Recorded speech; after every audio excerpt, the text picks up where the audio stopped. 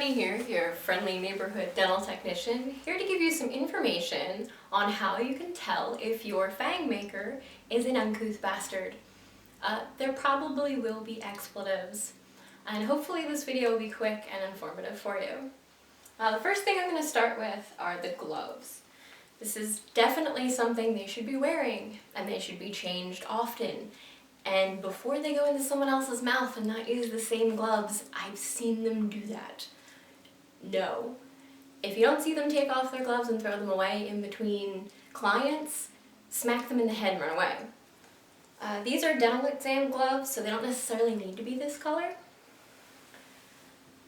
The second thing is they should have, impression material and impression trays. This is a disposable impression tray, triple tray, just does the front of the mouth, this does the entire upper or lower. They should only be taking impressions and pouring impressions while they are on any convention floor, I've seen them do out of hotel rooms, anywhere.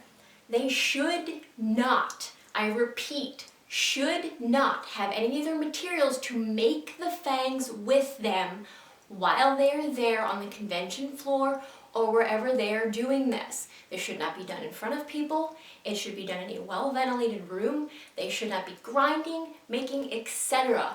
Anything except for those impressions. The materials that are used to actually make the fangs are extremely, extremely fucking toxic. I use that word to emphasize because this stuff, when it's opened up, it's called monomer. It's the stuff that kind of makes everything nice and soft and pliable. You can smell how toxic this stuff is. It's a very aroma, stings your nose and your palate. And I've seen people take the acrylic, roll it up in a ball, and put it in their client's mouth. That, they just stuck poison in your mouth. Both the fumes and the fact that it's touching your gums and your teeth. What they just did was give you a chemical burn on your gums, and they just stripped some of the enamel off of your teeth. And someone just stuck poison in your mouth. If you see anyone doing this, you need to report them to the people who are running the convention or con or whatever event you are doing, because someone just literally, again, I will say it, stuck poison in your mouth. This is not something anyone should ever allow anyone else to do voluntarily. And I know this is really, really going to piss off a lot of fang makers who do it this way.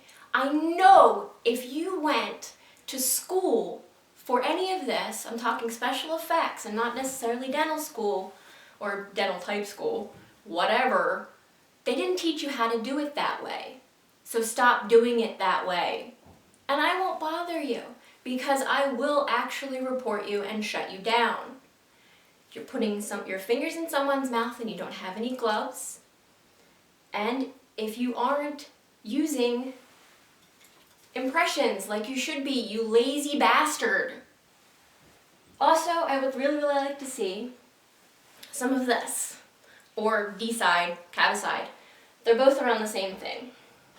This stuff actually kills nearly everything. Bacteria, viral, tuberculosal. It's used in hospitals and dental labs, and mostly just to clean things. If the impressions are sprayed and then rinsed off, it makes it safe for the dental person handling it, as well as you're not going to get hikey-flokey from someone else's mouth because it's filled with bacteria.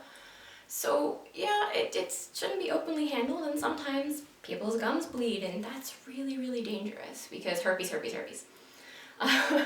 But seriously, herpes, hepatitis is the biggest no-no that we actually have OSHA training for, that teaches you how transmittable it is and very, very hard to kill. It can stay on various things for days.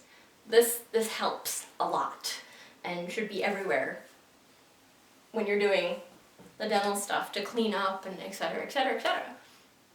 But I sincerely think that if you're going to be fiddling around in someone's mouth, that you should be a lot safer about it, and if someone else is going to fiddle around in your mouth, they should definitely know the ways that they shouldn't be doing it.